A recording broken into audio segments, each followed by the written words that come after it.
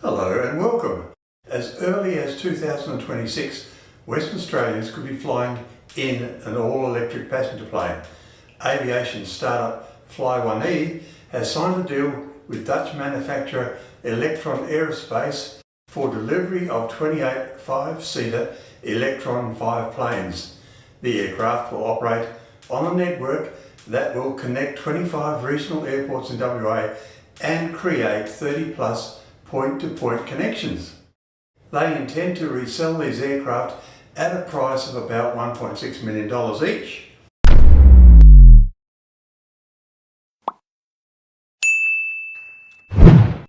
The Electron 5 was chosen as the most suitable to operate FlyOneE's proposed zero emissions network under the LilyPad Elevate banner. Solar-powered charging infrastructure is proposed to support the aircraft. This state, with its abundant solar energy, is ideal. Airports of Jandakot in Perth, Rottnest Island, Mundaring Airport, White Gum Air Park, Murrayfield and Northern Airport have been selected as initial sites. Apart from Perth and perhaps Rottnest, these sites don't seem to offer much to a potential customer base. The Jandakot-Rottnest route would mark Australia's first electric aviation route. These possibilities were first identified by Electro.Aero, who bought a two-seater Pipistrel Alpha Electro as a test bed. They were the world's first commercial operator of electric aircraft, beginning in 2018. Electro.Aero are world leaders in developing charging systems for electric aircraft, hangar power generation and aircraft hardware. Perhaps they saw this electric revolution happening as setting up and managing virtual power plants for grid-independent energy supply is crucial. Electro.Aero are FlyOneE's key exclusive infrastructure partner, providing all the chargers and smart hangars. The state electricity providers Synergy and Horizon Energy have recently released a tender for supply and installation of vehicle charging stations throughout the state, bridging the gaps in the electric highway for cars. Moving to a carbon neutral world and away from carbon-based fuels will be a game changer. On a single charge, the Electron 5 aircraft will fly for 750 kilometres at 300 kilometres per hour. This with 30 minutes flying time in reserve. With its short takeoff and landing capabilities, the Electron 5 can fly into smaller airfields. Being so much quieter, it will appeal where aircraft noise prohibitions exist. FlyOneE Chief Executive Coram Ellis said he was confident that the aircraft will be delivered on time. Under the Memorandum of Understanding, FlyOneE has secured priority production slots in 2026 and 2027. Let us not forget it was the Dutch Fokker company that supplied WA with the hugely successful Fokker F-27 and F-28, which served our huge state so well. The state's mining sector is seen as a key customer. The green credentials it offers to them will appeal to these mining customers keen to offset carbon emissions. Here is Coram Ellis talking on local talkback radio about these aircraft. Now, this is a big story and one that I think a lot of people would take note. Coram Ellis is the CEO of FlyOneE, and they have got an opportunity to fly, well, in an electric plane, which kind of makes me sit up and take a bit of notice. Coram, good afternoon.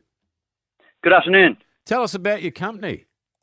Yeah, absolutely. Well, a couple of years ago, I saw a great opportunity for a change in aviation, the same way that we've had a change of technology on the road with the adoption of electric versions of how we get around. And there was some early startups in the aviation space starting to build some interesting things. So we started to get involved, started doing some learning and connecting. And the intention was always to get access to some of the early aircraft that are being built, fully electric, zero-emission aircraft, Right. and bring them to Western Australia and sell, service, operate those aircraft. Since that inception a couple of years ago, with all the groundwork we've done, we've built a bit of a business. We've established a operating flight school that's geared up to train people to fly electric aircraft, and we've secured a few connections with manufacturers. We've got our first electric aircraft arriving on the 20th of March, Wow. and bigger and better ones rolling out in the next couple of years. And the one in particular that's got us a bit of attention this week is the new longer range 5-seater electric aircraft with a range of 750 kilometres, which lets us operate some viable regional aviation routes as a commercial zero emissions air travel opportunity. Right. Now, I stuff your name up. It's FlyOneE. FlyOneE. Yeah. Yes, okay. So that is basically fly on electricity. Is that what the play is? Yeah. So even prior to the FlyOneE, we've had an electric bike hire company called RideOnE that I established a little earlier. So, and then an extension of that was good practice of owning and operating some sort of electric vehicle and taking it to market. And then we're scaling that up just a little bit. So how far how far could one of these planes travel? The commercial routes they'll be able to fly is about 750 kilometres. The plane itself can fly further than that, but there's regulations that require us to have up to 30 minutes of reserve flight time in case of an emergency, getting close to the airport, a redirection or an airport emergency. Right. So they do have and noise from one of these, is it less than a normal plane? Excellent question. I love this one. It's drastically less. So it's hard to say. There's a lot of factors, but approximately maybe 30 to 50% quieter outside the aircraft. So in terms of being maybe like around an airport that's operating in a metropolitan area, it'll be 30 to 50% quieter. And then inside the aircraft as well, it's around 30 to 50% quieter. And that's for a few reasons. Most of the noise of an aircraft with an open propeller comes from the propeller itself, not so much the engine. So there's still the propeller noise that you will hear, but it's drastically reduced. And inside the cabin, you've gotten rid of the noise of the engine, so there's less vibrations through the fuselage and a much more comfortable, quieter ride. Let's look into the future. Being a futurist, can you see battery technology coming so far that you could have 150 people on a plane travelling from here to, say, Victoria? Possibly 150, yes. 300, no. Just due to the physics of everything, it's very, very unlikely that we'll get to a point where we can lift very large capacities off the ground with battery electric. But there will be some great hybrid technologies occurring in the very near future. They're starting to emerge already. Probably the most likely one will be a hybrid battery hydrogen electric propulsion system where stored hydrogen is converted into electric energy, which is fed into the batteries, and then the batteries power the motors.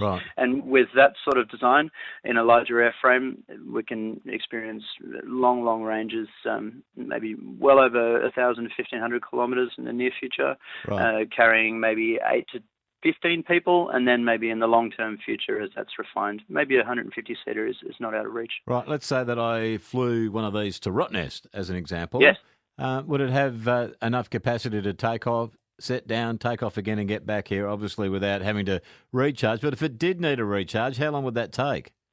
Yeah, so the early aircraft, the ones that will be operating this year, our March delivery aircraft, will be shuttling back and forth from Rottnest, not as a commercial aircraft, but as just for recreational purposes for private users. And we hope to have a charger installed at Rottnest sometime very soon.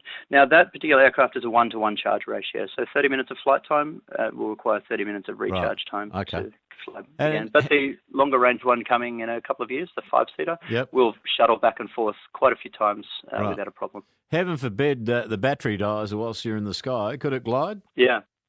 Yes. In fact, they're considerably safer than conventional internal combustion aircraft. These aircraft are built much more efficiently to optimize the battery potential and capabilities, and as such, they have a very, very high glide ratio. So it'll actually glide a fair bit further than the conventional internal combustion aircraft, and they run out of fuel sometimes. So it's the same sort of situation if there might be a circumstance where there's a emergency forced landing required. But there's a fair bit of time that the pilot has to do something safe and clever as these aircraft do glide very, very well. You must be really passionate about it, because I could think of other ways you could make a buck. Yeah, probably much easier ways. Yeah, too. without a doubt. Yeah, there's a lot of challenges every week. Big barriers bounce up in front of us, but I guess I enjoy the challenge a little bit and feed off that. So the more barriers that come up, the harder I work, and there's a big opportunity there to make some big change, and we're looking forward to disrupting everything for the better. Well, those that know you call you the Prince of Aviation, so obviously you have that for a reason. We appreciate your time today, and good luck with FlyOneE. Thank you very much. Good on you. Coram Ellis there, CEO of FlyOneE. Sounds a bit different. Momentum is building. Alice, a small all-electric commuter plane made by Israel's Eviation, is reportedly undergoing initial flight tests near Seattle. Eviation Aircraft is preparing to start flight testing Alice, its new all-electric regional airliner in the U.S. Eviation expects the path to FAA Part 23 type certification to take between 24 and 30 months after Alice achieves its first flight before the end of 2019, allowing for entry into service by the end of 2022. It is said to be the first Part 23 all-electric aircraft and the first with full fly-by-wire controls.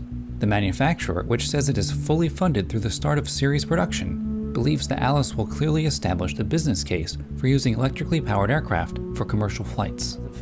And at 30,000 we're at 265 knots, so it's a fairly fast aircraft. I would say turboprop performance, but the cost of operations is really the key selling point here.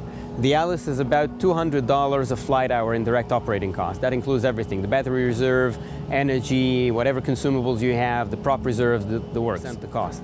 It's really a paradigm shift in the way we do the math, in the way these things have their economical viability analyzed.